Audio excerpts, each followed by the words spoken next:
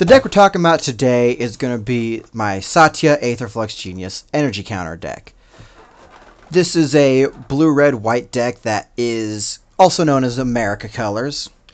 The goal of this deck is going to be to generate our energy, clone some key cards, and spend our energy.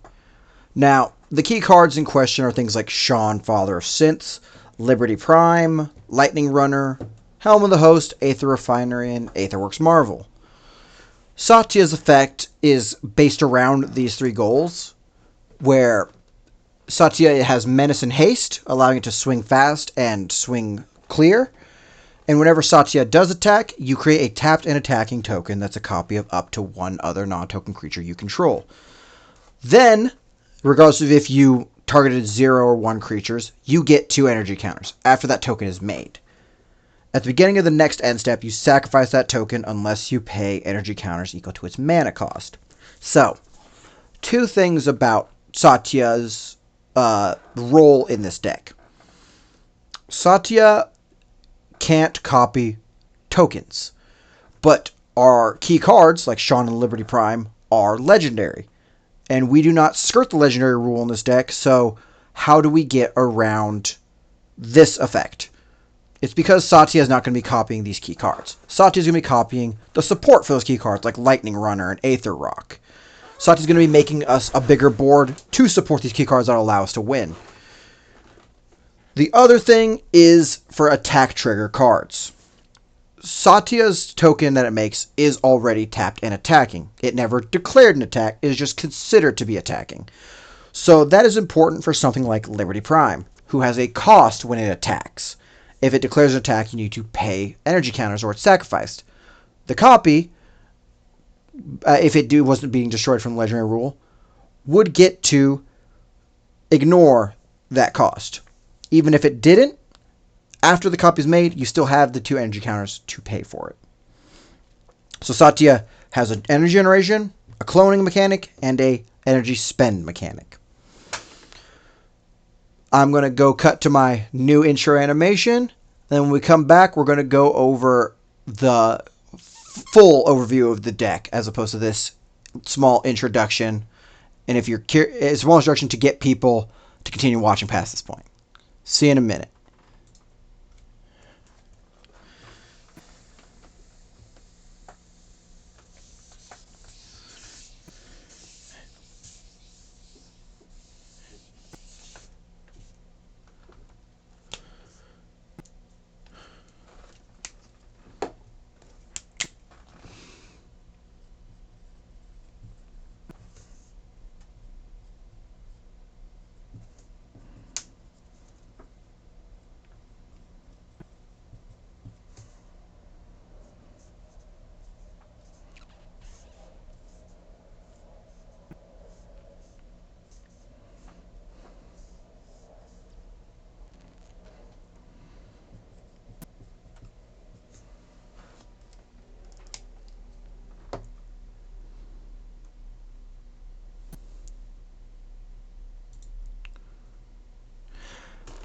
Ahoy, ahoy, and welcome aboard the Tidal Fox. As always, I'm your Captain Tide.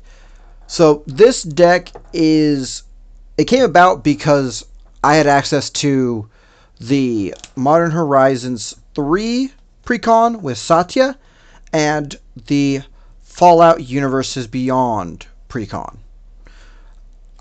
Between the 4 commanders I had access to, the reason I ranked Satya first and the highest was that the access to cloning my support and generating and spending energy counters was the most necessary to have available at all times. Madison Lee was my number 2 because she had so much effects to spend these energy counters, but she couldn't make them as fast in this deck because we're cloning and copying out artifacts. We're not casting them as much. I also wanted Liberty Prime high up in here because he is my win con. I want to be swinging with him as much as I can, but if I'm not generating the energy, I need some way to do that. That's where Satya came in. And I'm not running Kaith at 4. It's just that Kaith works the best for supporting decks, as opposed to building a deck around him. So he's in here to support them, but he's not being built around. So that's why we made and how we made this deck. It's going to be an amalgamation of those two precons smashed together. Because while Fallout did have such big and large win cons like Behemoth of Vault Zero, Motherlode, and Liberty Prime, we did not have access to the support that deck that Satya had access to. So what is an energy counter and what is an energy counter deck? I know Kaith is busted as a build around though, but Kaith doesn't focus on the energy counters. Kaith is that artifact side, which is great, but that's not my goal. Exactly, Arya. So, what is an energy counter? An energy counter is this little symbol right here. I have a much better one drawn up here. A little theme for the video. An energy counter is a type of counter that is put on a player as opposed to put on a permanent. Something like a 1/1 counter, a flying counter, a -1/-1 counter, a finality counter. That goes on a permanent, and it's on that permanent till that permanent is removed, right? If a counter is on a player, that counter cannot be removed until that player is removed. Or you use something like Aether Snap, which removes counters. But that's, one card. Other such counters like this, to explain a little better, is poison counters or experience counters, which are for the player themselves, not for anything on their board. So these are going to be sitting aside, and these are going to be our resource. We're going to use these to spend on effects and whatnot. Our currency is still going to be mana. That's still going to get all of our cards out and ready for our resources to spend. So the first section we're going to go over is we're going to go over creatures. Now, we do run a large section of legendaries in this, and like I said, we can't exactly copy legendaries. But if you want to see a package of cards or ways to copy legendary cards to make them non-legendary and work around or with the legendary rule, you can check out my Mabel or my Jackdaw video where I do that exact concept, and I lean into it harder than I do with this deck. I'll link them above. But for right now, we're going to go over our largest section. At a quarter of the deck, it is our creatures. And this is largest, not counting lands. Lands are always huge, except in my Corvold deck. You can go ahead and laugh. I know it's smaller than the other guys' decks. 29. It's not about how many you have, it's how you use them. Right now we've gotten out of the obligatory euphemism joke. We'll go into our cards. First up, Lightning Runner. This was mentioned as one of those key cards to copy and to have. So Lightning Runner is a 5-mana human warrior 2/2. It has double strike, essentially meaning that it is... Why did I make an X there? It is a 4/2. Kadric, yeah. Well, there is other things like Sakashima, because I am trying to copy artifact creatures, not so much artifacts. But Kadric works great. He's in the Mabel deck. Link that video. But, anyway, back to Lightning Runner. It's essentially a 4/2, because it has double strike. It'll strike first, strike again, and then it'll take the damage on that second strike. Whenever it attacks, it generates you 2 energy counters. Then you may pay 8 of them, which sounds like a lot. I've only generated 2. I need 8. That's 4 times more. Even with Satya generating 2 more, that's only going to generate us 4 of the 8. We're going to get into, in the artifacts, a lot more ways to manipulate the amount of energy counters we have and we're making. But for right now, 8's achievable, and it's worth it for this effect, which will give us an additional combat phase after this. And every time we get a combat phase, thanks to Satya's effect, the next combat phase, 1 more Lightning Runner attacks, generating us 1 more set of 2 energy. After 3, we won't even need energy counter manipulators. We just need 3 combats, and we'll have 4 Lightning Runners attacking. But that's why he is key card to clone. He is one of our win cons, and he is one of the better cards in this deck for energy expenditures. Up next, Sean, who is going to make the legend rule irrelevant for us. Now, Sean has a paragraph and a half for his text. He is never not talking, just like in Fallout 4. Sean is a 5-mana blue-red legendary human scientist with 3/4. Whenever you attack, you may create a tapped and attacking copy token that is a copy of target attacking legendary creature you control, other than Sean, except it's not legendary, and it is a synth artifact creature in addition to its other types. When Sean leaves the battlefield, you exile all synth tokens you control. So, for this card, why it's here is it's not here to copy our win cons like Liberty Prime, because as Satya says, I can't copy non-tokens with her. What I can do with Sean is copy more Satyas. I can make more support cards like Satya that will then make, each individually, will make more of one card, like Lightning Runner. That's the main reason, but if I don't have Satya, I can't afford Satya, I'm going to be using this as my backup Satya. This is the redundancy for my commander. When he does leave, he does exile all the creatures that he made, meaning I cannot just give them indestructible and worry about it. Up next, Scrap Welder. This is going to be one of our better recursions, and he kind of works on a staircase.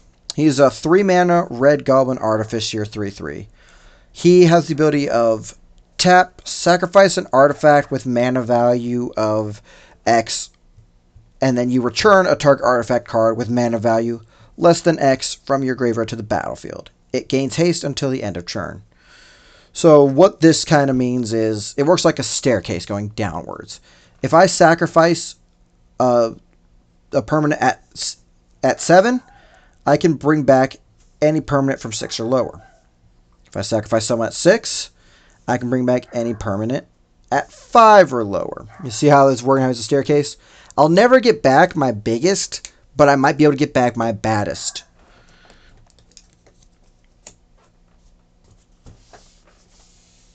Up next is Vidalcan Engineer. Now, where I said energy is a resource, mana is a currency, he is going to save us some of that currency. This 2-mana blue Vidalcan Artificer is 1/1, and he taps to add 2 mana of any one color. Now, this mana can only be spent to cast or activate artifact abilities, meaning for about a third of our deck, he doesn't get to generate us any mana with this tapping.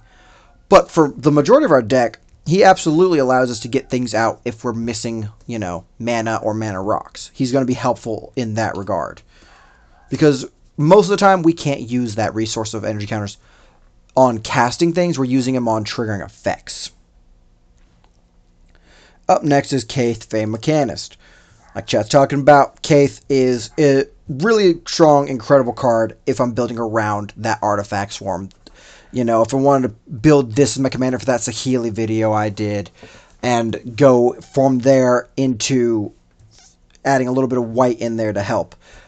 Kaith being a 4-mana 3/3 that has Fabricate 1 and gives my other non-token creature Fabricate run, meaning they get a 1/1 counter or a 1/1 servo, is just an incredible ability. Now, you also can pay 2 mana tap and Proliferate or Populate, and there are a lot of combos with that, and I'll go over them after I do this. But the difference between Populate and Proliferate, for those of you who haven't encountered this before or are unsure or never remember, is that, once I remember how to spell, Populate copies a creature token. It gives you another creature token. It's a little slow, but if you have something like Intruder Alarm, which will untap all creatures, including him, and and some other creatures that tap for 2 mana. Like, theoretically, Vidalcan Engineer, Encroaching Mycosynth, Kaith, and Intruder Alarm makes an infinite ETB combo, an infinite tap combo, which is something like what is it called? I just had it, dang it. Impact Tremors, which does 1 damage per enter, or Proof just 2 damage per creature enters the battlefield. You keep populating his servo token. That comes in, untaps him and Vidalcan Engineer. They're all considered artifacts thanks to Encroaching Mycosynth. You use Vidalcan Engineer to pay for his ability. You tap, you populate that servo again. It enters. You keep doing this over and over and over and over again. Proliferate, for this deck, is a little better. it takes a player and or permanent, any amount, and it takes all counters on the targets, and it pluses 1 to the counters on there. Meaning, if I choose myself and I have 1 poison counter and 3 energy counters, I now have 2 poison counters and 4 energy counters. If I target my creature that has a +1 counter and menace, it has 2 menace counters and a +1 counter. So that's where his populate versus proliferate comes in. Fabricate gives your creatures the choice of either entering with a 1/1 counter, which his proliferate will then give you additionals as you activate, or creating a 1/1 servo token, which his populate will work with. Solid commander if you're looking at an artifact deck. It just unfortunately wasn't what I was looking for with my energy deck. That being said, as a little aside, because I do love this art specifically, but all arts of Kadrith are good. You see this little guy on his shoulder, this little goober right here? That's the servos. Like, that's my favorite servo token now. I love that little guy on his shoulder just chilling. He's the best. That's why he got his own little segment. I thought you had to choose every counter that when you proliferate. Like, if it's on something, you have to choose. It hits all permanents. It triggers all counters on the permanent.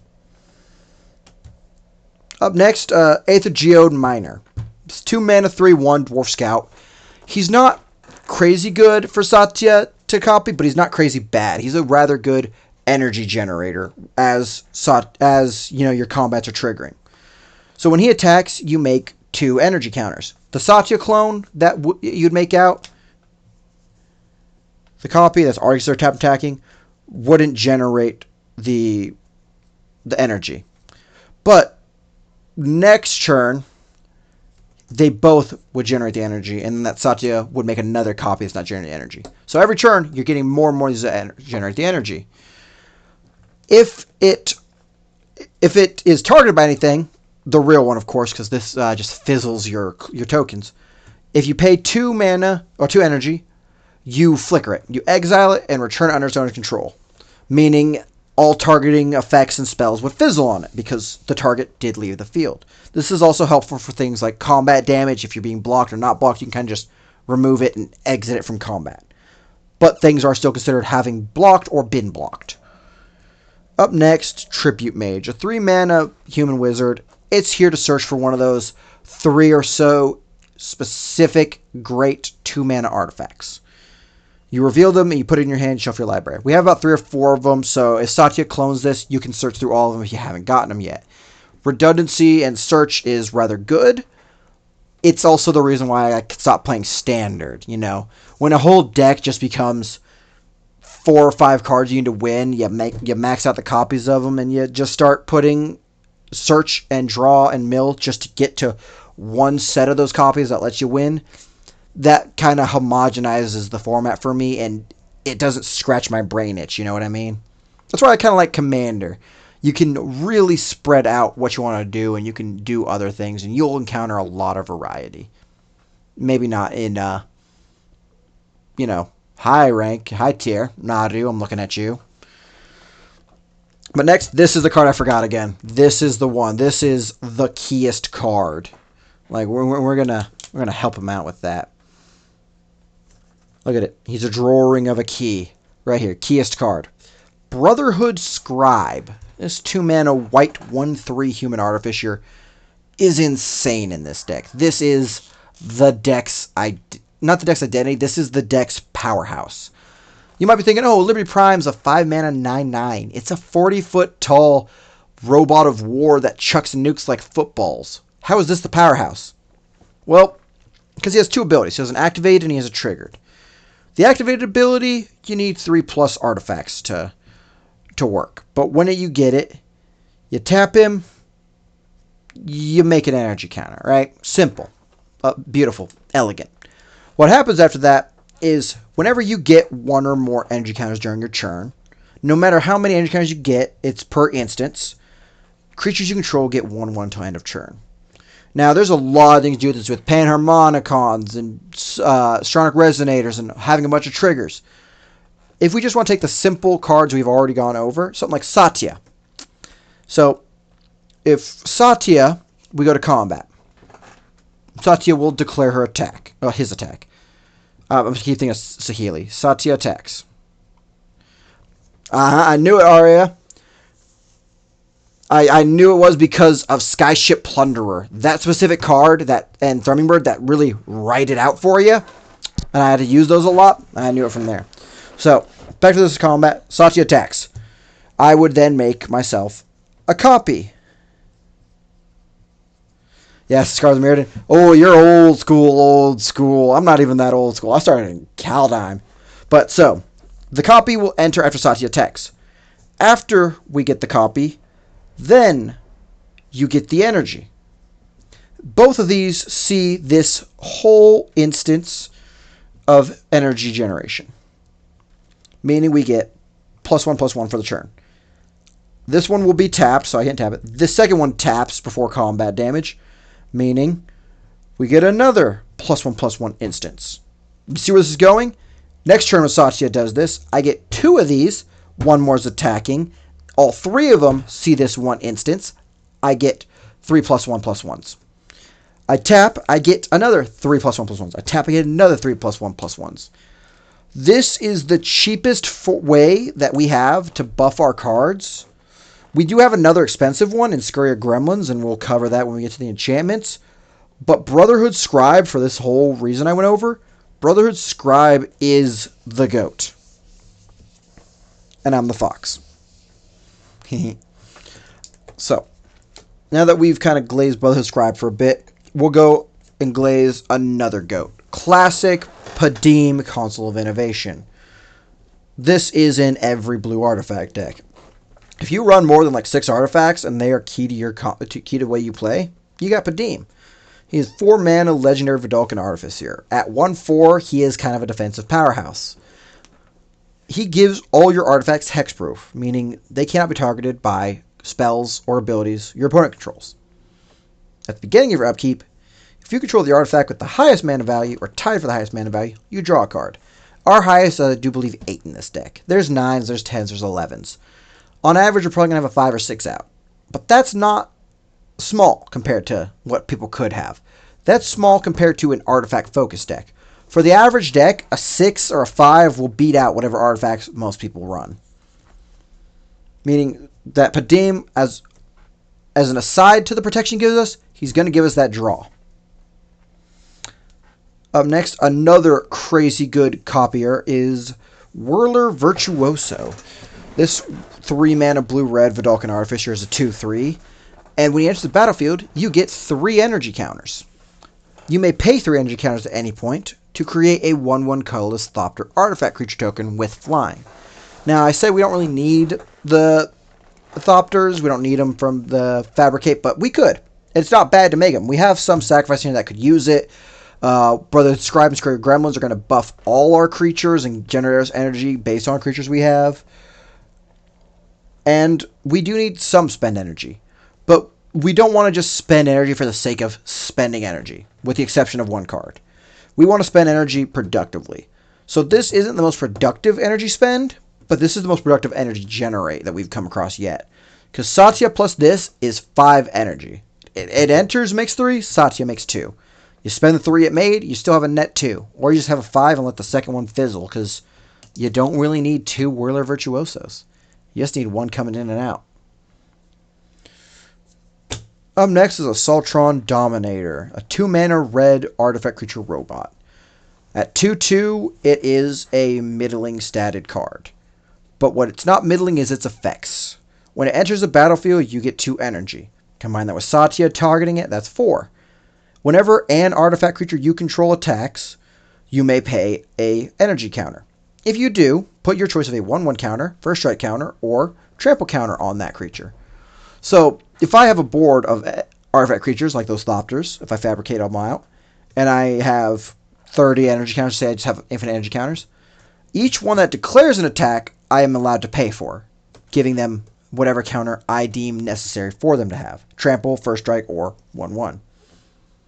So this, we don't need to copy it, but this is a good source of spend energy. This is an effect we're going to get. I should have covered this when covering energy, but spend energy doesn't necessarily mean, spend energy to win. Energy, as the concept of this deck, means that basing it around just an intangible resource, a counter, means I need a lot of varietal effects to use that resource on. So that is a way to use it. It's not the best way to use it in the deck, but it is a way to use it. This card we're going to talk about next is also a way to use it, but it's not a good way to use it. But I could use it if I had to.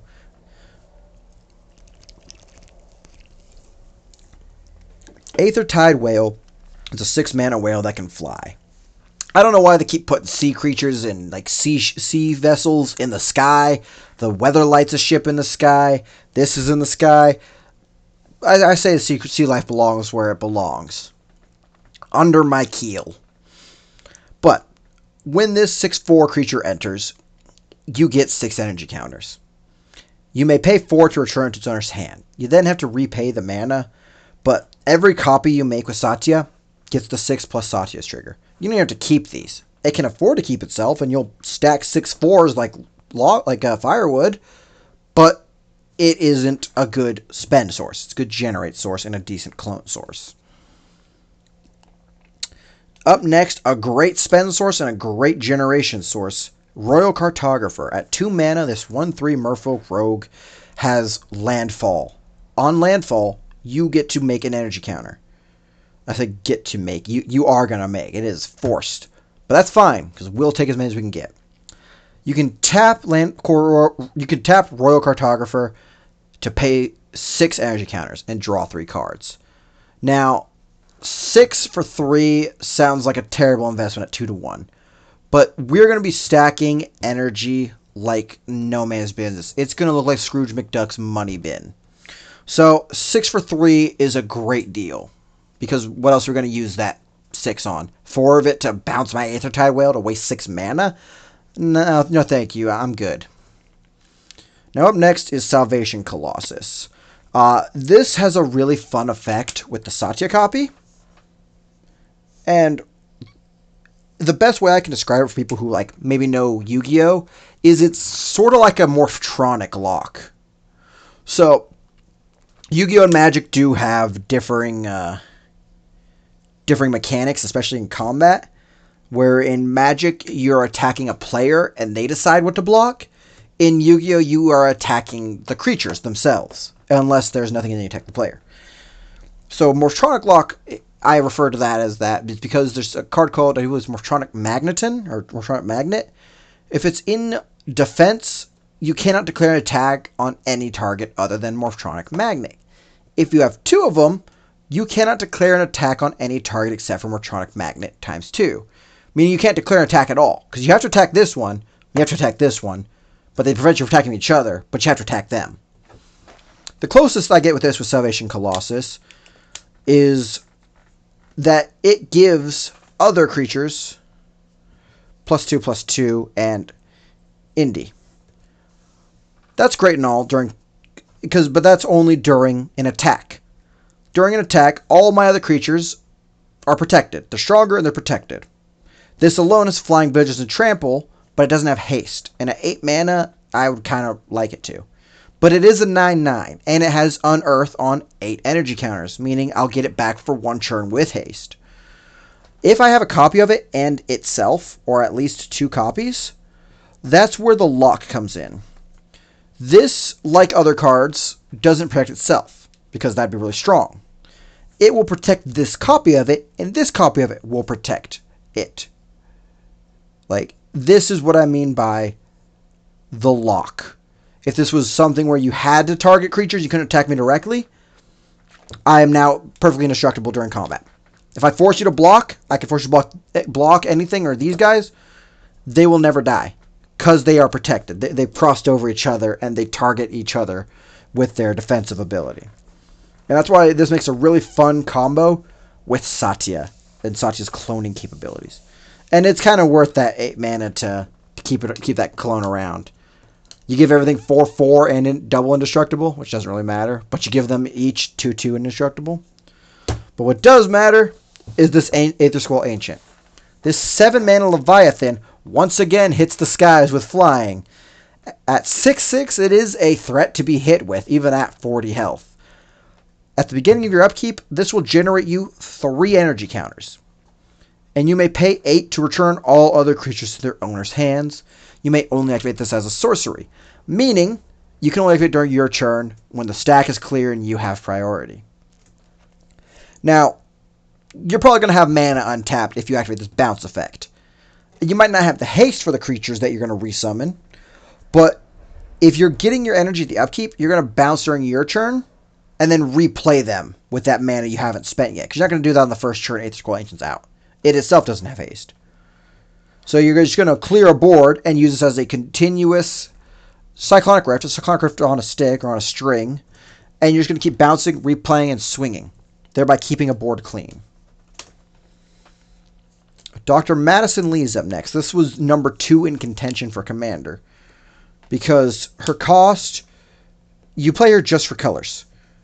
She is just 1 white, 1 blue, 1 red. She has 3 mana. She is colors. She has 4 abilities. Craig, did you Commander? Yes, you did. We're talking about my Satya the Aetherflux Genius energy counter deck. We're through most of the creatures, and we got a lot more to go through, but if you would like to see the full video, it'll be on my YouTube tomorrow. There should be a link to that in the stream. But right now, we're going over what to do with energy counters, really. You know, you got to generate them, you got to spend them. What are you spending them on? Well, Madison Lee has a lot of good effects. She has what I'm calling sub-tiers. You have her tap 1 sub-tier, her tap 3 sub-tier, and her tap 5 sub-tier. What these do is honestly really fun and really good. But unfortunately, it only does one of. Whenever you cast an artifact spell, she will generate you an energy counter. As many times per turn as you're casting artifact spells. But we're not focusing on that artifact version, and we're not casting a lot of cheap ones. So, what's happening is I'm not going to get a lot of value off her energy generation. That's why she's not my main commander. That's why she's in the deck, though, because the value I get for spending these sub-tiers is undeniable. And there is a really fun infinite combo with 3 of these cards, and once again, Intruder Alarm. I did not put this on there. I did not put Intruder Alarm in the deck. That's because I kind of keep this a little on the bad side, on the interactable side. And to answer your question, no, I haven't received any money from Wizards. I'm not even receiving money from Twitch. I don't have enough followers. I don't have enough chatters. I just do this for the fun of it. I absolutely love it. And then I'll get like 1 copyright strike talking about this and getting money eventually, and then I'll figure it out from there. But for right now, we're just going to talk about Madison Lee. At Tier 1, you give a creature +1/0, trample, and haste. At 3, at the sub-tier 3, you get to draw a card. That's my favorite sub-tier, personally. But if you're willing to go to 5, you return a target artifact from your graveyard to the battlefield. Now, we'll go over those cards more in depth, but I'm going to go over the combo now because I kind of have it here.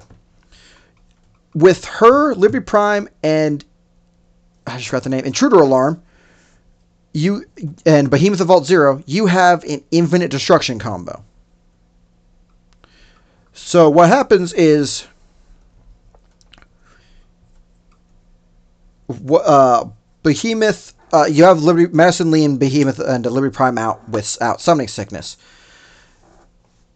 You cast, yes, Commander. You cast Behemoth of Vault Zero from your hand, generating 1 off of Madison Lee, generating 4 off Behemoth, making you 5 energy counters. I will sacrifice Behemoth of Vault Zero for 2 mana using Liberty Prime, and I then would re-enter. I would then sacrifice Behemoth, making 2 more energy. I have 2 free energy. I'm probably not going to spend it yet.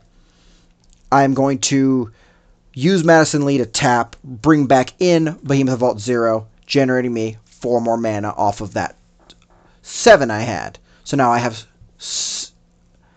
now 6 mana. I do it again. I sacrifice it to 2, pay 5. I have 8 mana, like so on and so forth. I'm going to generate 1 more mana every cycle, with this combo, and I do unfortunately now need 2 mana to keep this going. But there's plenty of ways to do that. You use a card, and you make your Soul Ring a creature. You have a creature like Vidalcan Engineer that can pay for Liberty Prime's abilities. You can keep doing that, and once you stack up enough energy, you can just start blowing up non-lands every time you sacrifice Behemoth to Vault 0. So that is just the funnest ability I was able to do, even back when this was precon only. Before I had smashed 2 precons together, like a train wreck, that was a very achievable effect. Do I have those cards available to playtest? How consistent? Not consistent. I can do playtest hands after. I have all the cards here as I go through them.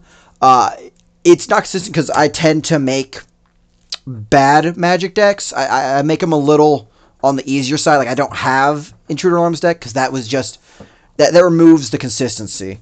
I mostly just play in a Tuesday night Magic pod with people I know, and we play casual Commander. That's why on Mondays I like to go over the decks, I like to go over tech, and I like to just show what we're playing, what we're doing. Recently I've done a Bloomburrow deck because I made Mabel's Sword Mice. But so, Amped Raptor. This card, not a good copier, but great energy spender. At 2 mana, this 2/1 dinosaur has first strike, and it enters the battlefield, I get 2 energy counters. Then if I cast it from my hand, I exile cards from the top of my library until I exile a non-land card. You may cast that card by paying an amount of energy equal to its mana value rather than its mana cost. So, copying it will generate me the energy, but I really just want to get that cast, and I want to get that free spend energy for a free card. Get one of those big cards like Liberty Prime I was talking about. Cast from hand, that is the most relevant part. I want that quick search through to get 1 card out for free. Copying it with Satya and making the energy, making 4 energy, that's great if I got nothing to do and I just kind of want to bank energy. I'm not going to keep the clone. It's just going to swing at 2/1 first strike and die eventually. But a card that is relevant, Rex Cyberhound. Now, we've seen kind of most of the activated ability cards here. Madison Lee, Aether Squall, Royal Cartographer. There's not many activated abilities in this deck for Rex Cyberhound to use. But like Agatha's Soul Cauldron, an ability to remove cards from my opponent's graveyard is very powerful. Especially since the graveyard support's been ramping up ever since Lost Caverns of Ixalan really is when I started noticing it. With the Finality counters to balance it out. Rex Cyberhound at 3 mana is a legendary robot dog. It's also an artifact and a creature. Whenever Rex the Cyberhound deals combat damage to a player, they mill 2 cards and I get 2 energy counters. Activating only as a sorcery, I may pay 2 energy counters and choose target creature card in a graveyard. I exile with a brain counter on it. So once again, I can do that at any point on my turn as many times as I want, as long as I have priority and the stack is clear. Rex gains all activated abilities of all cards in exile with brain counters on them. Now I can target my own and get those brain counters on them, but I'm hoping to hit good things from my opponent's graveyard. I'm hoping to hit things he wanted to recur or wanted to bring back. A lot of decks, especially in my pod, tend to recur a lot. You could have decks that just don't care, but if they have any amount of recursion, they have 1 card they really wanted to bring back, exiled, gone. Regardless of if it gives me a counter or not. I would like to hinder my opponent's ability to win the game. Not play the game, I kind of want to see what their deck does. I just don't want them to win the game. Up next, possibly the greatest underdog in the sport right now, Solemn Simulacrum. This 4 mana artifact creature has power of 2, toughness of 2. When it enters the battlefield, you may search your library for a basic land card and put that card from the battlefield tapped, then shuffle. When it dies, you draw a card. Solemn Simulacrum is the poster boy for Satya, in my opinion. Every combat, if I have the option to, I'm making a copy of Solemn. This copy comes out, I get the basic land, then during the end step, I'm not going to pay the 4 mana for it. I only made 2 energy off this, which gets me the draw. Every combat I get to do this. If I'm focusing and you wanted to change this deck to focus more on the token aspect, the creature aspect, and the counter aspect, Ojer Talk, Deepest Foundations, Anointed Procession, Mondrak Glory Dominus, these are all great ones. And to answer your question, Craig, I have not used MTG Goldfish. I'm currently on Moxfield and Spell Table if I want to play with online with other people, which I haven't done in a while. I probably should. I have this whole setup. I have this cool whiteboard desk. Up next, classic Foundry Inspectors. Nothing much to say about it. It's a 3-mana 3/2 artifact creature that reduces the cost of my other artifact spells by 1 colorless. Great card. Absolutely fantastic and super helpful in the deck. We are artifact and artifact creature focused. Up next, Behemoth of Vault 0. That is that 6-mana 6/6 I was talking about. This artifact creature has trample. When it's battlefield, you get those 4 energy counters. And when it dies, you may pay an amount of energy counters equal to target non-land permanent's mana value. When you do, destroy that permanent. Now, tokens have a mana value 0, meaning I can pay 0 energy counters. And I did pay that 0, destroying a token. Or I can, spend those 4 he gave me and I can destroy someone's commander or something. There's a lot of variety of Behemoth Vault 0, and I do enjoy him. But not as much as I enjoy Motherlode Excavator.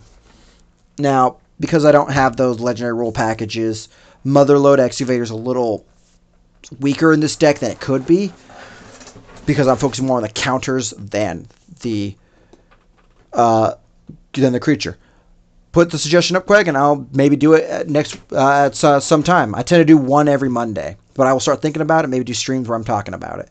Motherlode Excavator at 5 mana, 5/5. It's a legendary, so the myriad in the deck, the copying with Satya in the deck, doesn't help too much, and especially because this is an attack trigger card. So Satya's trigger copies and Sean's triggers copies don't get this attack trigger effect. They do, however, get this genius ETB ability. Whenever the Motherlode Excavator enters the battlefield, I choose a target opponent. I get a number of energy counters equal to the number of non-basic lands that player controls.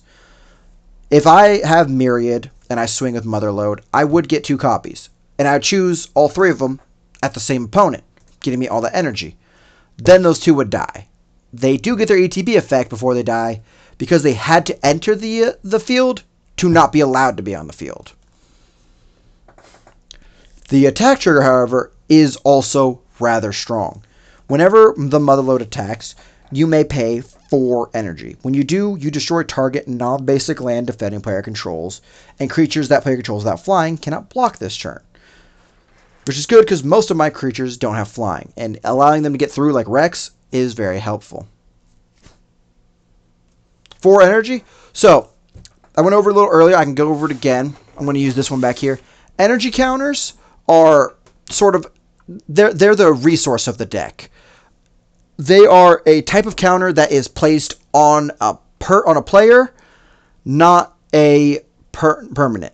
So, like poison counters or experience counters, all the energy that I'm generating is going to stay with me because it is a counter I have, not any permanent. This can be removed by cards such as Aether Snap and the like, but this is going to be stacking up using this like little energy reserve right here. I'm going to be stacking up, and I'm going to be banking these for when I have an effect to spend them on. That help clear things up? I'm going to plan on covering this. I covered this earlier in the video. I'll cover it a bunch of other times. I'm going to be making a how-to series just to introduce people to Magic. Energy is good. Energy is good in an energy deck. Energy is terrible normally. And I say that having built an energy deck. If your opponent clones your stuff or steals it, if they just have a generator, what are they going to do with it? They need a spender. If they have a spender, what are they going to do with it? They need a generator. It's a very self-contained deck, sort of like a Utopian Compound, like Kaladesh.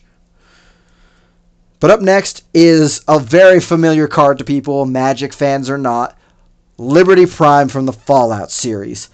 This 40-foot tall, walking war machine that chucks nukes like footballs is kind of my favorite way to win the game. At 5 mana, 8/8, this legendary artifact creature robot has Vigilance, Trample, Haste. He's sort of covering himself once he comes out. Once he's out, he's swinging, he's trampling at 8/8, he's not tapping. However, there is a small problem. At 40 foot tall, he consumes a lot of power. Those energy counters are what power him. If he declares an attack or a block, it costs 2 energy counters. If I don't have them to pay when this trigger resolves, I have to sacrifice him. Now, I can pay 2 mana and tap him to sacrifice an artifact. Those little servos I'm making, Psalm Simulacrum, Behemoth of Vault 0. And I will get 2 energy counters and a draw card. So, while attacking, I can do that when that trigger spikes to pay for himself. But if Satya attacks and makes that clone trigger, pretending I don't have to worry about the legendary rule, I have a Cadric, I have a Mirror Box, I have a Sakashima Thousand Faces.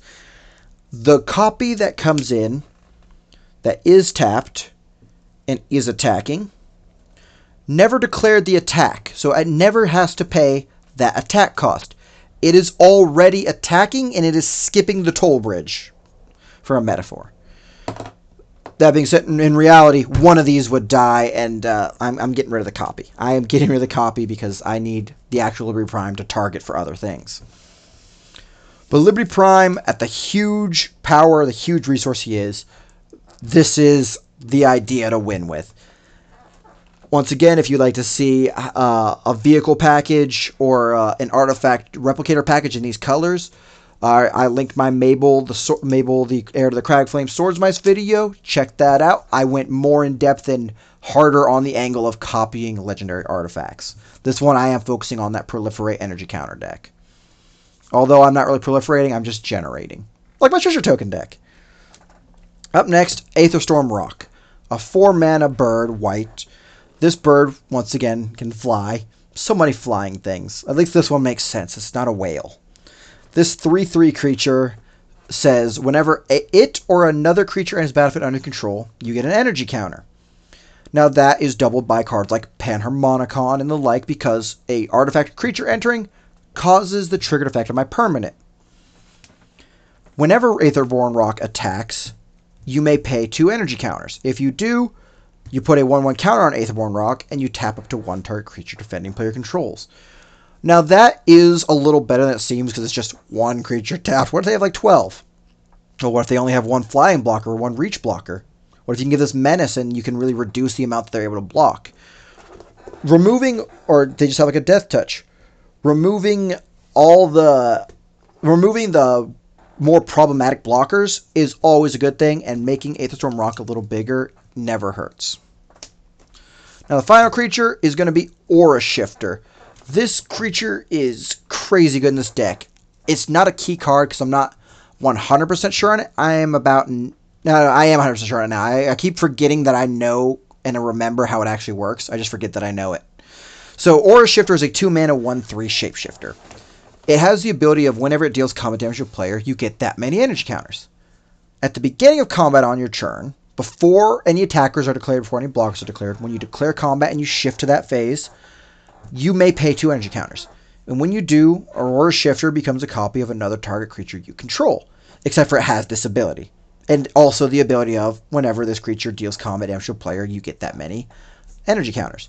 So what's really fun about this is targeting something that isn't a legendary. Behemoth of Vault 0. I pay 2. This is now my Behemoth of Vault 0. This is a 6/6 Behemoth.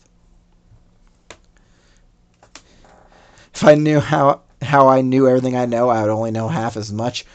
Only thing I 100% know is that I do not know everything. There is plenty of things I don't know, and I'm not even sure if I know that. But anyway, Aura Shifter will become my Behemoth of Vault 0. They're non-legendary, they don't die. It's what it is. I will then swing. Well, I will then go to attack phase. Satya attacks, copying this, who is currently a copy of Behemoth. This doesn't have an end trigger to its ability. Not at the end of combat, not at the end of turn, not at upkeep. At combat, I may shift to something else, but this will always be Behemoth of Vault 0 until I change it. Now, what's fun about that is in the Liberty Prime. Because while we're not focusing on skirting the legendary rules, I theoretically could skirt the legendary rules with this setup. So I go to combat. Technically, I would go to combat. Satya would attack, copying no one, up to 1, which is 0. Making my energy. Sean would make me a non-legendary copy of Liberty Prime. Next turn, I would play Aura Shifter, go to combat, Pay 2, make it a copy of that non-legendary Liberty Prime, which has haste. Swing these 2. This would copy this non-token, non-legendary version of Liberty Prime, giving me a token copy of that non-legendary, non-token Liberty Prime. That's kind of how I could use Sean to skirt the legendary rule and Aurora Shifter to skirt Satya's ability of targeting non-token versions of cards. But that was the creature section. Get me a little drink.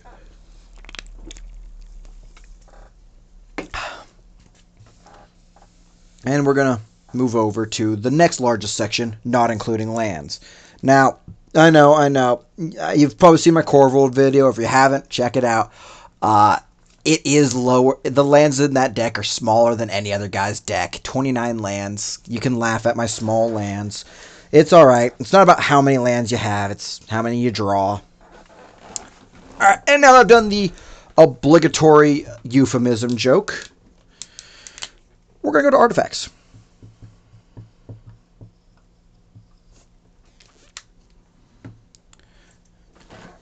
First one up is going to be one of our energy manipulators. Is it Generatorium?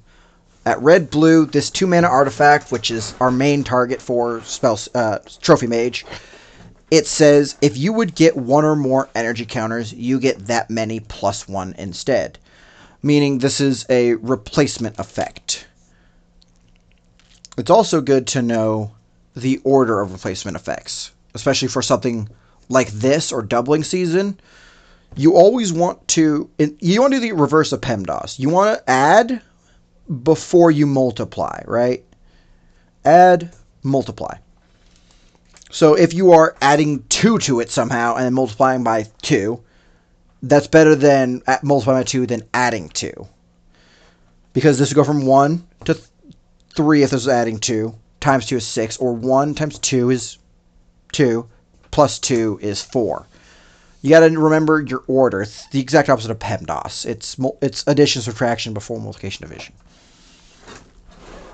This is the only card in the deck that's kind of against the rule of spending energy for a purpose. This is the spend energy to spend energy card. I may tap it to draw a card, but I can only activate it if I've paid or lost 4 or more energy this turn. If I need to draw a card, I will spend 4 energy on something. I don't want to. I want to spend 4 energy on a purpose to get this draw, but if I have to spend 4 energy, I'll spend 4 energy. I'll use Satya to keep a expensive card alive that I don't even want to keep. Up next is Midnight Clock. Now this card is in Commander decks, it's in Precons. I'm going to talk about it a little bit because of a small misunderstanding a lot of people tend to have. You may not have it, your friend may not have it, your friend might have it. But what it is, and I'm doing this little clock because, I don't know, symbolism, it's fun. I have a whiteboard desk, let me draw. You start here. That's you. You're player 1. At the beginning of each upkeep, you put an hour counter on Midnight Clock. When the 12th hour counter is put on Midnight Clock, you shuffle your hand and graveyard into your library to draw 7 cards. Exile Midnight Clock. A lot of people read it a little fast, or they're just expecting to be like other cards and think that every upkeep is your upkeep. It's not. In a 4-person pod, it's every player. Meaning, these are the values you'd get. After 1 cycle, you're here. After 2 cycles, you're here. 3rd upkeep after you play it is when it procs. 3rd of your upkeep after you play is when it procs. You can make it faster. You can pay 2 and a blue to put an hour counter on Midnight Clock whenever you want. You can proliferate, or you can make it slower with certain cards, like from the Doctor Who Universes Beyond set. But you have at most 3 turns on average to use it to generate mana before you get your reshuffle effect. And that's something to keep in mind. It's not just your upkeeps, it's everyone's.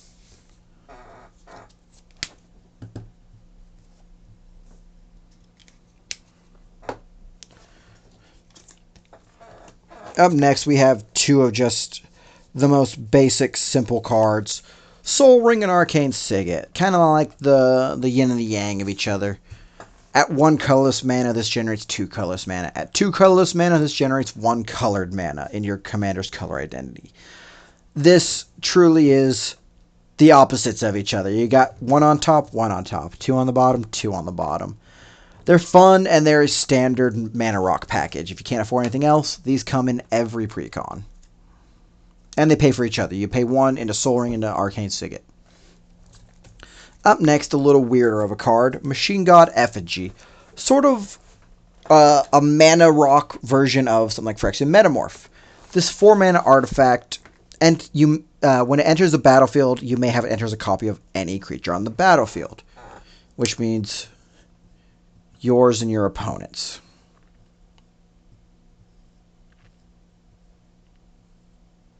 Yeah, I can write upside down. Jealous. Although spelling is a separate thing, and I would have a problem with that right side up. But so it could be a copy of any creature on here. Now that's important because the creatures we'd want to copy would tend to be legendary on our side, like Sean. So we can copy something on our opponent's side and not have to worry about the legendary rule. Or we can wait till Sean makes a non-legendary copy and copy that. Now, what's interesting with this copy and why it's kind of a poor man's Phyrexian Metamorph is because that copy is only an artifact and it gets the additional ability of this mana. So imagine, if you will, an artifact creature that's not a creature. It's just an artifact. It can't attack.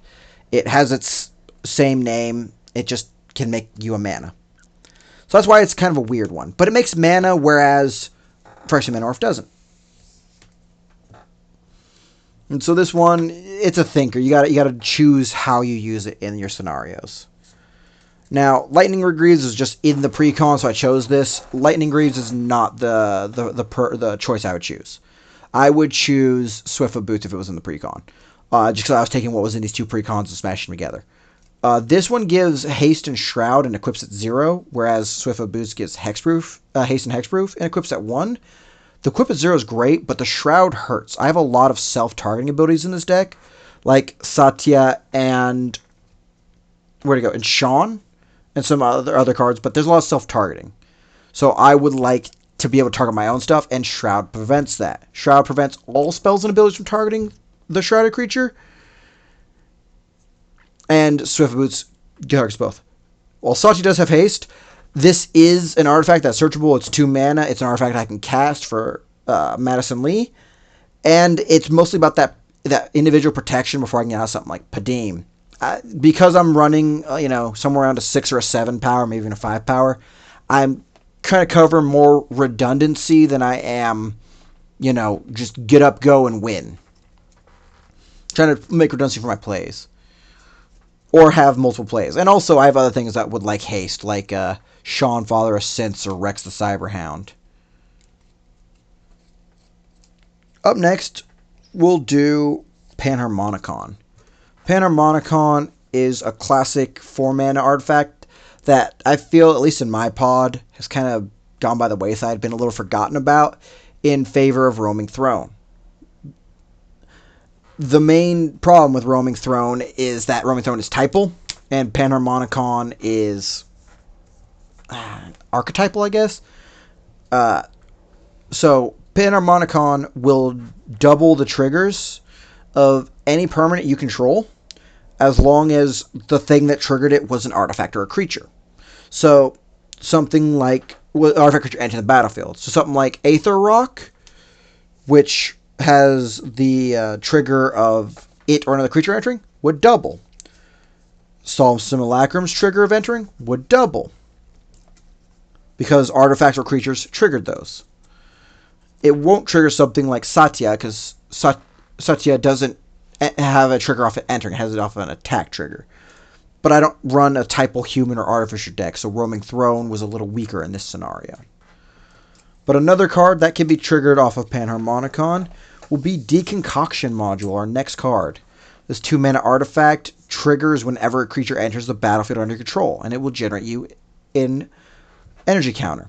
That means this generates 2 separate instances of 1 energy, which is great for Brotherhood Scribe, which gives you 2 separate instances of a 1/1 for your creatures that turn.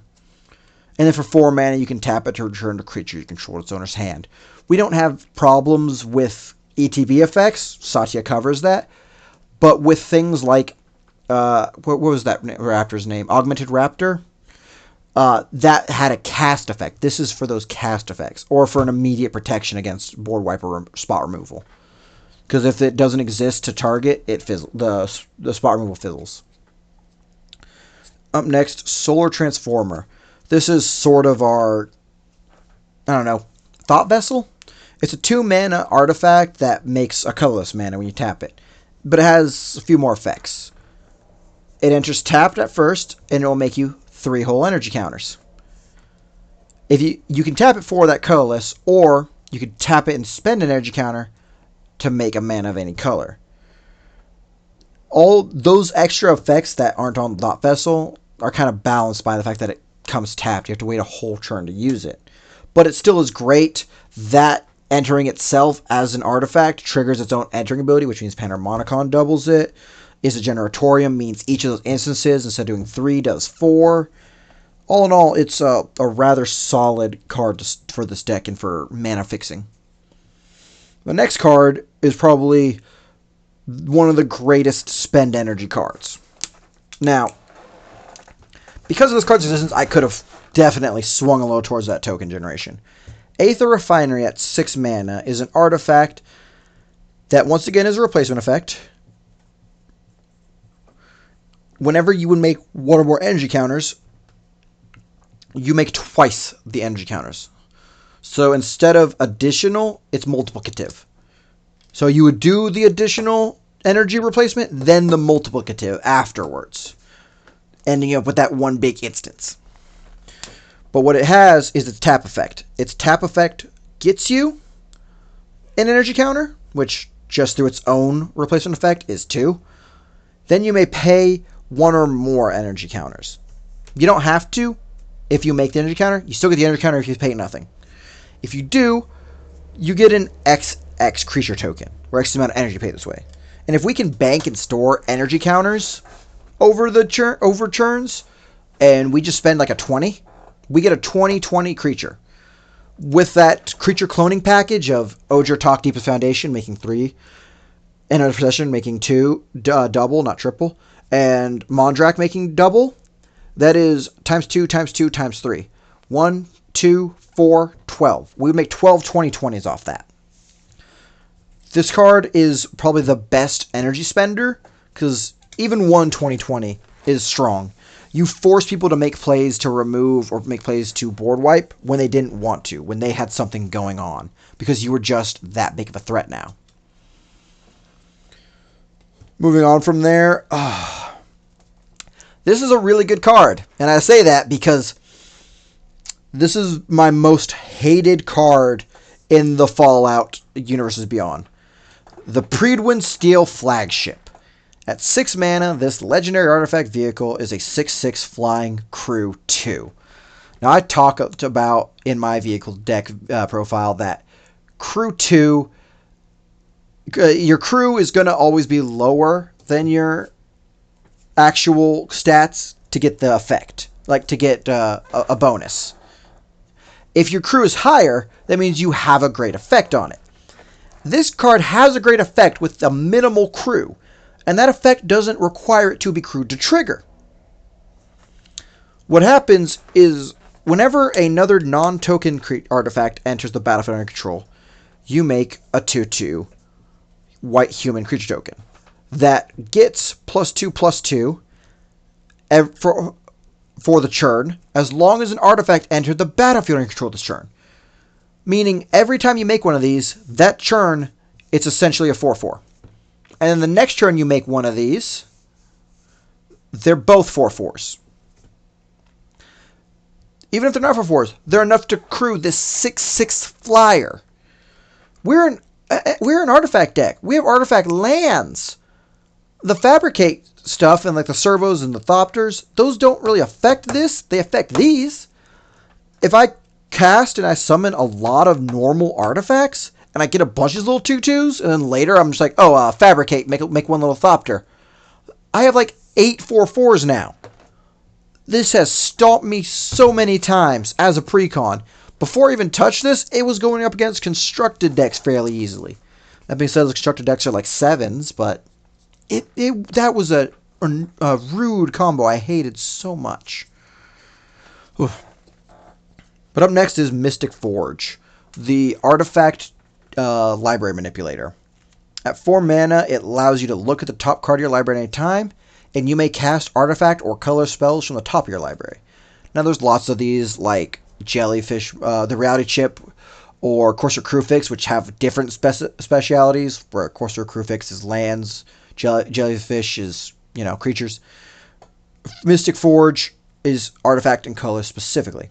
But if you can't hit one of those, you can tap it and pay a life to exile top card of your library and just move past it. Could be a land, it could be a normal creature you don't have a use for.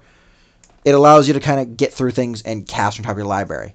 Essentially, being a pseudo draw, pulling through your library and thinning out your deck.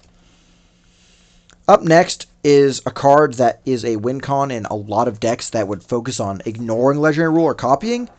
Gonti's Aetherheart, a 6-mana Legendary Artifact. This for us is just going to be an energy generator. Whenever it or another artifact enters a battlefield under your control, you get 2 energy. You may pay 8 energy and exile Gonti's Aetherheart to take an extra turn after this one. The reason why this is super popular in legendary artifact decks and legendary rule decks is that I make copies of this. The copy enters making 2, Gonti makes 2, that's 4, another copy, I make 6. I can exile the copies to get the extra turns while still keeping the original. That's why this is super popular in other decks like that. You'd put a mech production on it, just get one every turn and then exile it every turn. As long as you keep making or playing artifacts, you keep generating your energy, you get infinite turns. Because every turn you get a new one. Up next is Stone Idol Generator. This kind of gets to generate more energy, which is why it's in here. There's actually not a lot of energy cards in the game. There's maybe 2 or 4 more energy cards I'm not really running. And only one of them was good until they errated the effect. But Stone Idol Generator at 5 mana gives you an energy counter every time a creature you control attacks. You may tap it and pay 6 energy counters to create a 6/12 Art Colorless Construct token with Trample. But you may only activate that as a sorcery. So if you swing big, you then can board wipe and you get a 6/12. You can rebuild your board with this once per turn. And once again, we didn't focus on those token generations. We focused on those counter generations. I could have done both, but I really wanted to kind of mess with energy specifically. I wanted to, make the energy deck, not the token energy deck. So up next, Aetherworks Marvel. A 4-mana legendary artifact that says whenever a permanent you control is put into the graveyard, you get a energy counter. We're not going to put a lot of our permanents. We do have an infinite one with that Behemoth and Liberty Prime combo, but we're not really getting that. This here is for that spend energy. You may tap it and pay 6 energy counters, and when you do, you look at the top 6 cards of your library, and you may cast a spell from among them without paying its mana cost. Put the rest on the bottom of your library in a random order. Meaning we're just going to cheat out cards for free as long as we hit a permanent, and looking at my deck numbers, 15 cards are non-permanent. We're going to be hitting permanents off that, because that includes land. It's casting a spell? Yeah, that's right. It's casting any spell. Yeah, cool. Anything but lands. 2/3 of the deck we're going to hit. The final artifact is going to be Helm of the Host. This gets around that legendary rule for us. It's expensive. It's 4 mana to play, 5 to equip. But at the beginning of combat, we make a token that's a copy of an equipped creature, except it is non-legendary, and that token gets haste. We're going to use that. We're going to use Aurora Shifter to copy the token, thereby giving us a non-token copy for Satya to copy. This is going to be this and Sean kind of cover those bases to make us those non-legendaries. Up next, as we're nearly halfway done with the deck, we're going to do Planeswalkers. Who wants to put in the comments in the chat how many Planeswalkers you think we're going to do? You got about 10 seconds. Dun, dun, dun. Did you guess 1? I really had space for 1. Doretti Scraps. 3 close. I had Doretti Scrap Savant and a bunch of others on the list, but the only one that made it was Tezzeret Artifice Master. Originally, I wanted Master of the Bridge, but he's blue-black, and I don't really make a lot of blue-white decks. I make a lot of blue-black decks, so I kind of forgot what colors I was working with. Tezzeret Artifice Master has a great ultimate. For this deck, a so-so plus and a rather strong neutral. So the plus just makes a 1/1 Thopter with flying. That's pretty alright. It's something for Liberty Prime to sacrifice. It's something for Scurry or Gremlins to target. It's something to protect Tezzeret. You see, those were also on the list, but I kind of wanted to get this draw value and this +9 right here. This +0 is draw 1, but if you control 3+ artifacts, pretty much the metalcraft ability, it's draw 2. Simple. That's what he's really here for. He's here for that draw. And because my friend likes Planeswalkers. This Planeswalker kind of exists to be a ring target for the rest of your cards. You know, if they're attacking this Planeswalker, they're not attacking your cards. If they're attacking your cards, you're going to get to that +9, which gives you an emblem that says at the beginning of your end step, you get to search your library for any permanent and put it onto the battlefield. So that's going to hit all but 15 cards of our deck.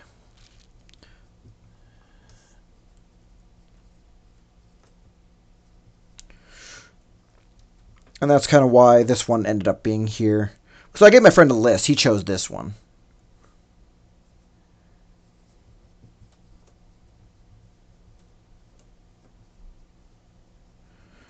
Teferis would be good, but I don't draw enough for the Teferi I really like. Oh, I love the Teferi.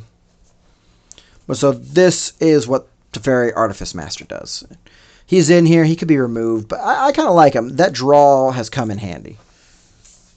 And if you can get the 9 out, because we do have some Proliferate in here. We're not running that full Contagion Clasp set, but we have some Proliferate. Now for the largest section of the deck. Lands. I did not mess around this time because my friend used this deck. I'm fine with, maybe not pulling from 30 or less lands. We got 36 lands here. Now we're running about 16 of these as basics. No, it's 19. 19 of our basics. Heavily a little more on red for some reason. I should have probably done blue. Yeah, Master of Time is great. I run a couple of Teferis in my Knights deck. Sidar Jabari. I'm going to do that video eventually. I love Sidar Jabari. But we have these basic lands for what you'd expect. We don't really have search, but we could, in theory, search our lands. We have them for lands like Furycom Snarl, Frostboil Snarl, and Port Town that reveal the land of the color shown on the card, so it comes in untapped. My advice, if you're going to play it first turn or second turn, you don't have a need to have it untapped, I wouldn't reveal that one card in your hand as a land. If it's later and you need it, you're going to give them a little bit of information, but it's fine. The basic lands also exist for cards like Prairie Stream, so it comes in untapped. Or so you have something to bounce for Azorius Chancery and Is It Boiler Works. Again, another tip.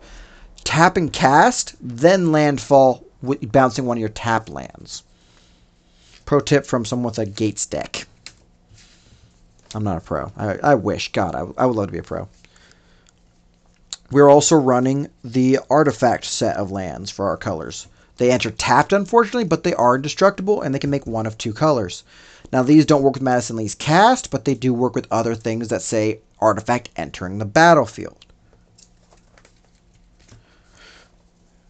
Next up, we have another double land of Irrigation Farmland. It's a Plains Island, and it enters the battlefield tap, but you can cycle it. This can be replaced with anything that also comes in untapped. You control 2 more basic lands, but once again, I was pulling from the 2 precons I had and smashing them together. Because we did get 2 energy precons in Fallout Universes Beyond and Modern Horizons 3. Up next are 2 triple mana lands, Command Tower and our Triome of Ralgren Triome.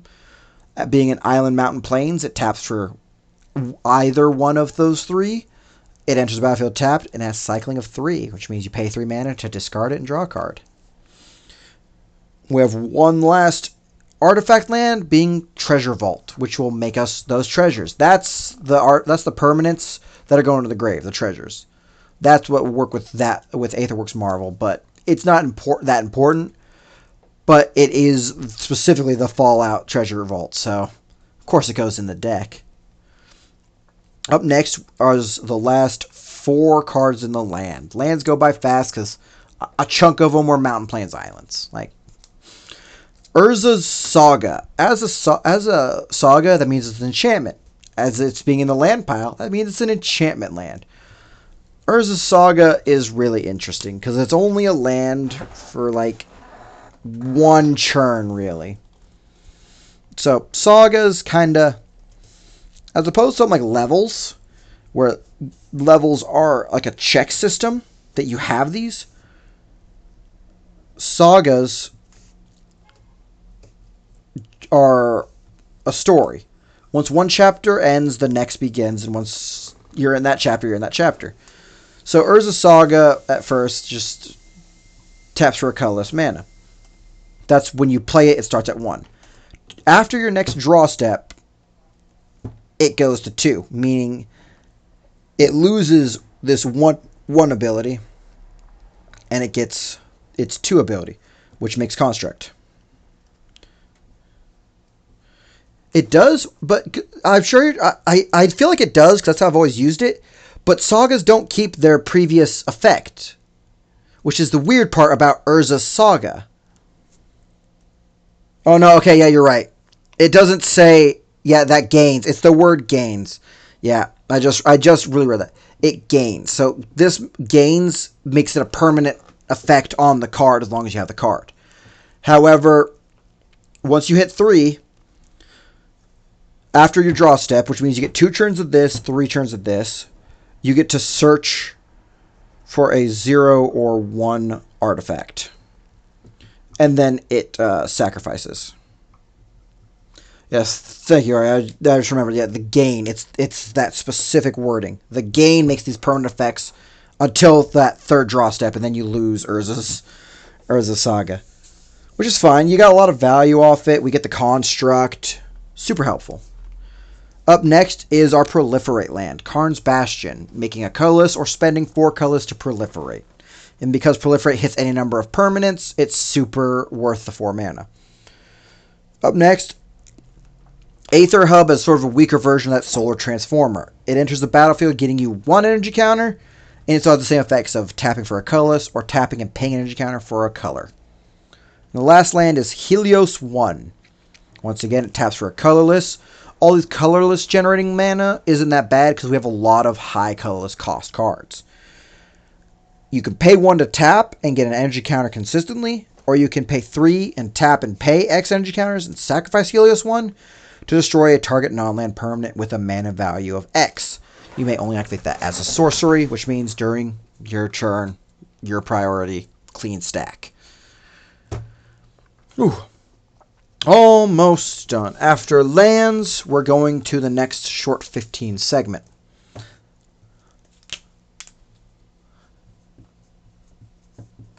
Instant. Yeah, I knew the Urza Saga thing, and then I was like, am I sure about it? No. I should be safe and just play this like I know others ones go, and then I just completely skipped the word gains. I'm not that bad at Magic. I'm just bad at playing it. So, we're on our 8 instance. That's what's spread a little better, that's fine. We'll start with Swords to Plowshares. This was, once again, the only one in the precons, but if I have to space one between Swords and Path, I choose Swords, because an opponent gaining more life isn't a threat. There's plenty of ways to win or without dealing combat damage to life. Commander damage is just 21 damage no matter how much life they have. But Path to Exile, giving them a land, if I'm running white, and I'm running mostly, say, mono white, I'm not getting a lot of land ramp. I don't want them to have more land than me, maybe. Unless I'm building around them having more land than me. But so, Swords to Plowshares is my preferred one. 1 white, instant, exile target creature. Its controller gains life equal to its power. Now, while black is the color identity that's best at like destroying and sacrificing creatures, white is the best colored entity at removing permanents. Now, I'm going to go into these more when I do my How To Magic series. Episode 0 is going to be talking about color identities and choosing a deck that sounds fun for you.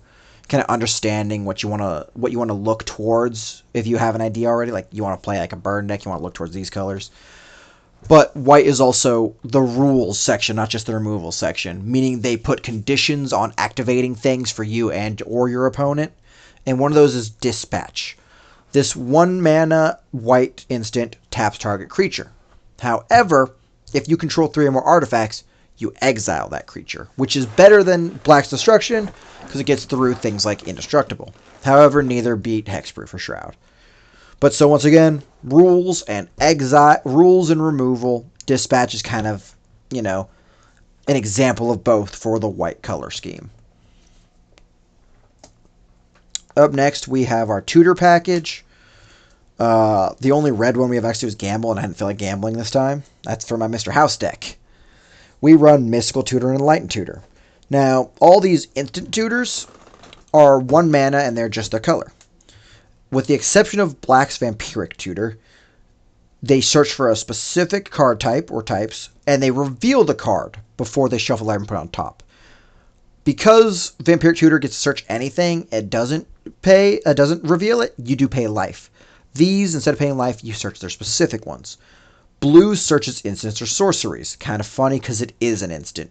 But it lets you search out any of these other things, your removal, it lets you search out the other tutor, and white specifically searches for artifacts and enchantments. Now that is really good in this deck. We have 16 pure artifacts. We have 6 enchantments. Half our creatures are also artifacts. Enlightened Tutor will let us search it, reveal it, giving your opponent information. Shuffle your library, put it on top. Advice for these, because the worst thing is ever having Magic happen. Use searches like this that put on top of your library at the end of your opponent's end step. The opponent before you, at his end step or their end step, play them then. I played one like this that put the card near the top of my library on my turn, even though I didn't have to. I thought it'd be bad, but advice is for giving, not for following. I immediately got Tasha's Hideous Laughter. You can laugh hideously at that. I lost my win con. I lost a couple other ones. It was a big with Tasha's. So play a tutor at the end of the previous opponent's turn. Up next, kind of our draw package. Thirst for Knowledge at 3 mana draws you 3 cards and discards 2 cards, lets you discard an artifact. Once again, we're chock full of artifacts. That is 3 mana to draw 3 cards and discard 1. Glimmer of Genius, however, is 4 mana for 3 different effects. Glimmer of Genius gets to scry 2, draw 2, get 2 energy. Scry 2, draw 2 means you get to look at the top 2 cards of your library. You get to decide if you want to keep them on top of your library, you want to put them both on the bottom of your library, you want to do one, you want to flip it around. So you get to draw both those cards, draw neither of those cards, draw one of those cards. And then, once again, 2 energy counters. Just kind of stack over here in the corner. We want that generate energy. That's the goals. We want to try to make our cards all generate these goals. Up next will be another one. The only counter we have, because once again, it was in the pre-con. You should be running more counters. We have access to blue. Electrosiphon. 2 blue and a red. Instant. Counter target spell. You get an amount of energy counters equal to its mana value. Up next, the last instance of Chroma's Will. Now, this is a commander-focused deck. We will have our commander out, meaning this 4-mana white instant will get both effects usually. You choose one, but if you control your commander, you may choose both.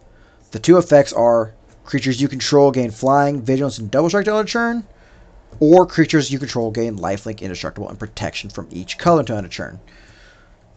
Because we have both, that means your creatures are going to be getting flying, vigilance, lifelink, double strike, indestructible, and protection from each color. So I haven't gone over protections deck because I have in my existence because I haven't had a protection card yet. So protection is really interesting. From anything that isn't worldly, like a board wipe kind of ignores it. As long as it has color, has the specified color. So if it's a multicolored spell, like, say, a Wooburg, which has all 5 colors. If you have protection from green, check. Protection from blue, check. Protection from red, black, you got both of them in there. As long as it has the color. There's an acronym for debt. I don't remember what it stands for, but it cannot be... I believe it's destroy. I don't know. Exile. Battle. Target. Something like the thing. Meaning you cannot target or attack or damage. Oh, it's damage. Damage is that. You can't damage anything with protection that color. Now, what's interesting about protection, I bring this up, is Teferi's protection.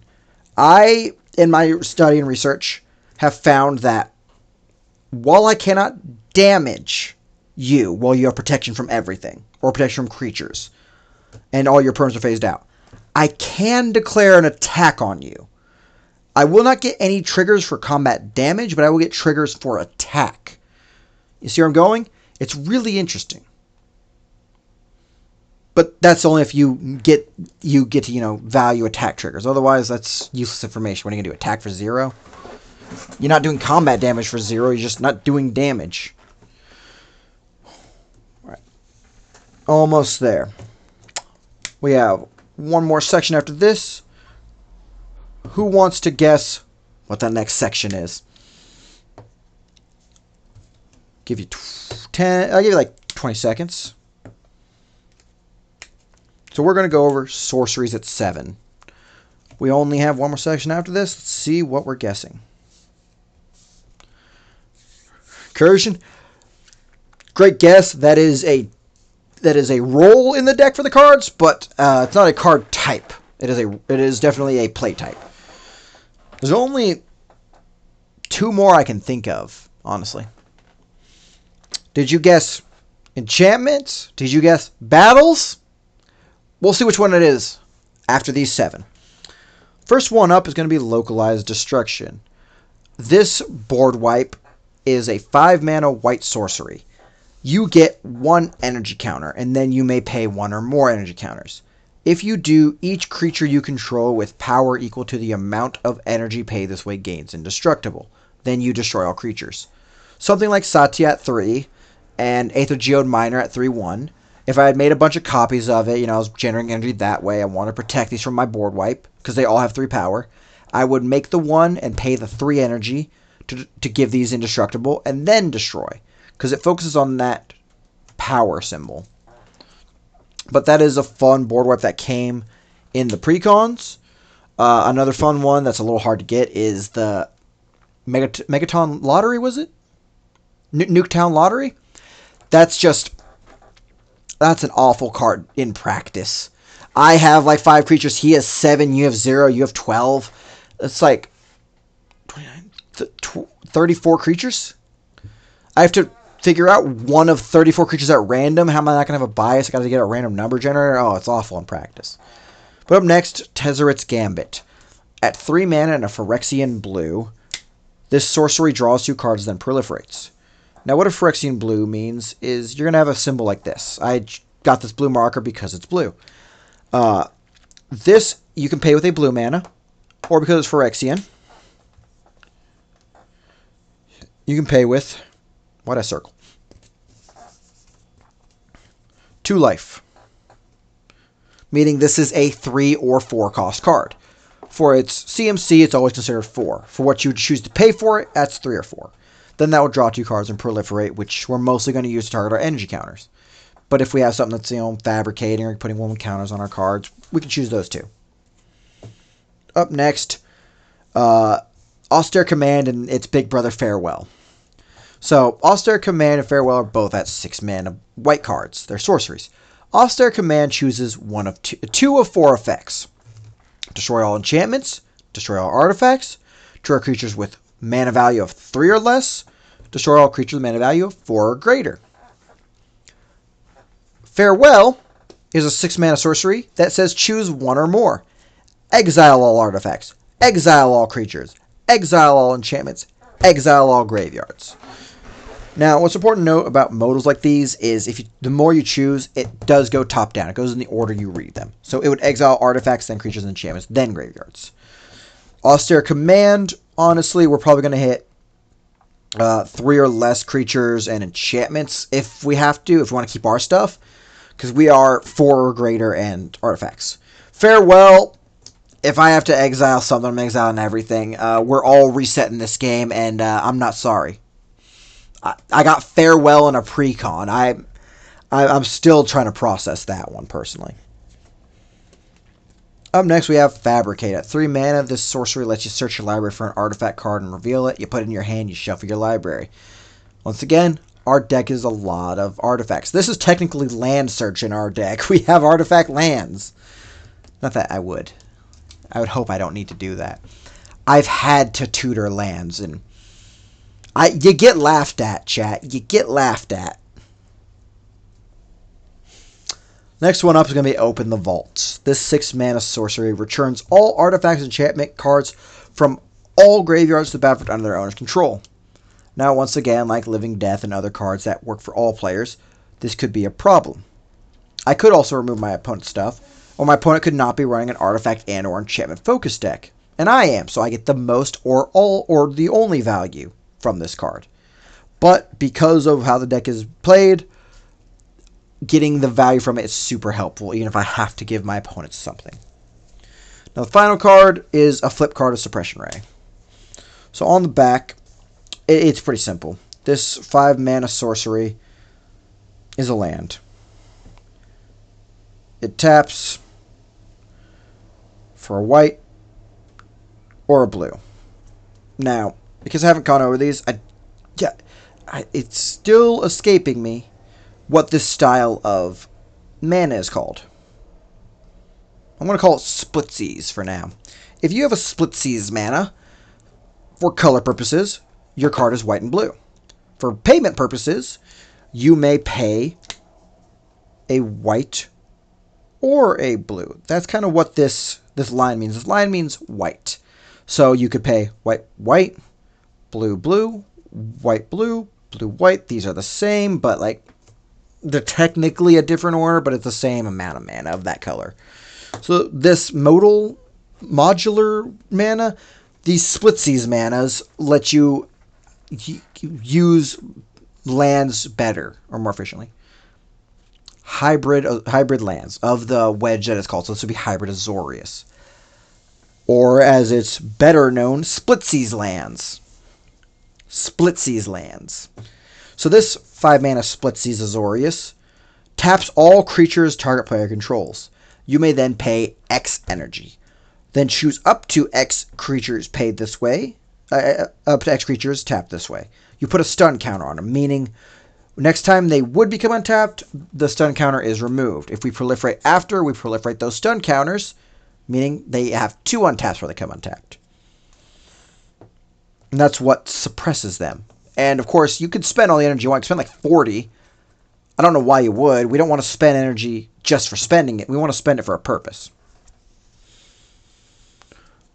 Alright, moment of truth. Chatting those in the comments below. Did we guess battles? What's the percentage of people guessing battle? 12% of people guessed that battles was the next card type? No. There's no battles in here. I want more battles. I would love to see battles as a mechanic expanded upon. Like we have sieges where they enter under your control, then you give them to someone and you siege them. But I don't know. I want something different. How many enchantments do you think are in this deck? How many cards do you think are left in this pile? Now, the battles could be something like, I don't know, a raid or something like a castle, a stronghold, a fortress. It comes in, it stays here, and I get the effect as long as it stays here. When it pops, someone gets the card. Whoever kills it, they get the effect. We say 6 enchantments. That's right, we're almost there. 6 cards left, everybody.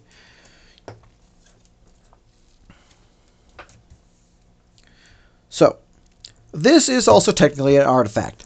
I didn't know where to put it in my things, so I just put it under the first one of enchantment artifact. The Biden of Thassa is a 4 mana blue legendary enchantment artifact that gives your creatures the ability of whenever a creature you control deals combat damage to a player, you may draw a card. Technically, creatures don't get it, but it's based off creature triggers, so it's the same thing to me. For 1 and a blue, you may tap it, and creatures your opponents control attack this turn if able. Meaning they could attack you. They're not properly goaded. They have to attack, meaning they'll be open for you to attack next time. And if you're a scary enough board, they won't attack you. But that's mostly there for the draw, not the Pseudo Goad. This card, however, Era of Innovation, is incredible. This 2-mana blue enchantment has 2 effects. First is whenever an artifact or artificer enters a battlefield under your control, you may pay a colorless. If you do, you get 2 energy. We're mostly artifacts and artificers. This is incredibly easy to proc. It'll get us a lot of energy. And then you may pay 6 and sacrifice it to draw 3 cards. Now, unless I'm close to winning or I'm in a hole, I'm not really going to sacrifice if I don't have to. But if I do, I have a quick burst of 3 cards. Next is Legion Loyalty. Now, there's some cards that get good use off this. There's some cards that don't get good use off this. This 8-mana enchantment gives our creatures Myriad, which means for each opponent that exists, once again, because I'm doing it this way, I'm not player A, I'm never player A. If I have one creature attacking player B, we get a Pseudo creature, attacking players A and C. It creates a token, meaning they enter the battlefield. They are already tapped and attacking, so I don't get attack triggers. They are then exiled at the end of combat. So something like Liberty Prime, I don't have to pay the mana cost of attacking. But it's a legendary, so those fizzle. Something like the Motherlode, I don't get the attack trigger effect because they're tapped and attacking, but I do get the enter the battlefield effect before they fizzle. Now, with things like Sean and Aurora Shifter and the like, and Helm of the Host, those tokens, because it just says creatures, not tokens, would have Myriad, and a non-legendary copy of Liberty Prime would be devastating. It would just be 8 mana across the board, 2 of which didn't have to pay for things, and then I can, before combat ends, I can tap that main Liberty Prime that has Vigilance to sacrifice one of the token copies to get energy and draw a card. Non-legendary version of Satya, just being Satya, crazy. Up next, another Saga. Now this one doesn't lose its first turn Saga, because this is a fun version of Sagas. This has the 3/3 split, meaning up here 1 and 2 are the same effect. 3 is its own effect. So the first 2 effects are simple. You tap up to 1 creature. Well, target creature, because you have to target it. You tap 1 target creature. And put a stun counter.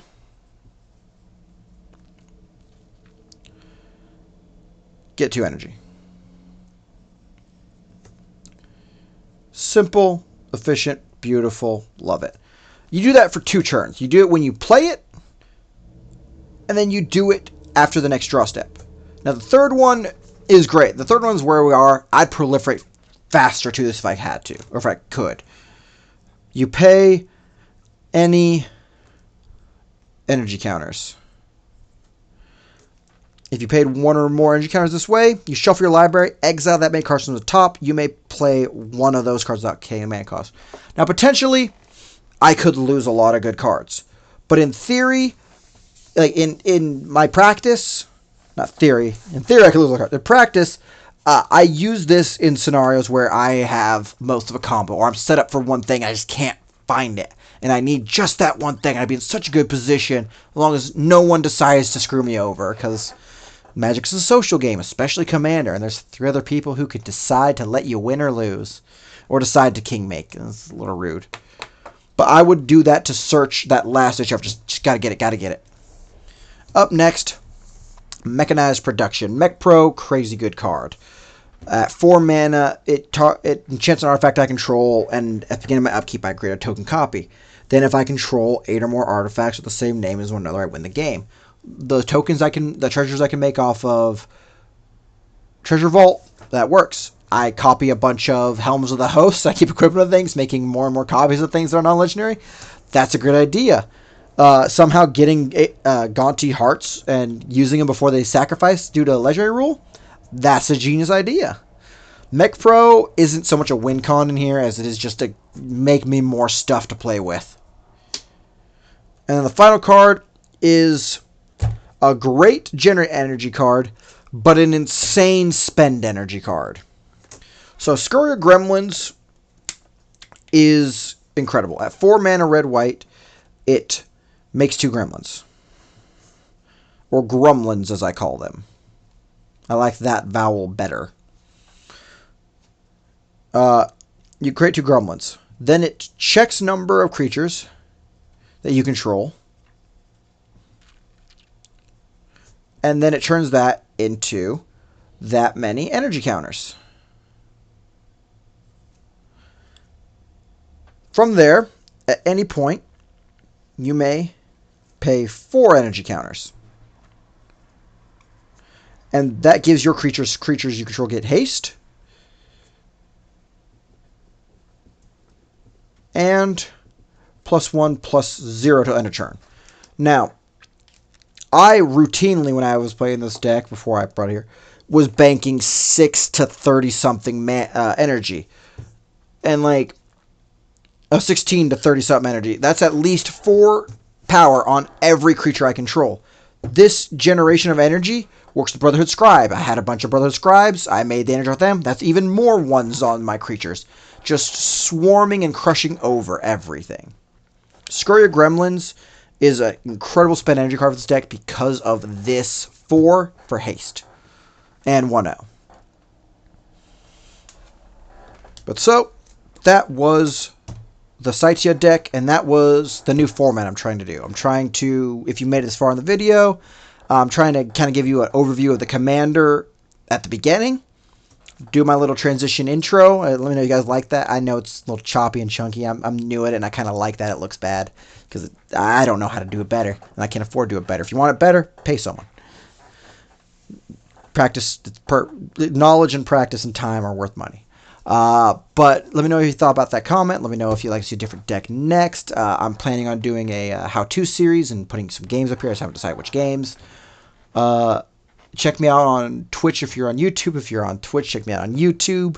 Follow me on both. Get that notifications whenever I do something new or post something new. I always enjoy people's interactions with me, and I enjoy just putting this out there for everyone. So, for those of you watching at home, as always, I've been your Captain Tide. Hoist your colors high and fly them with pride. Thanks for watching.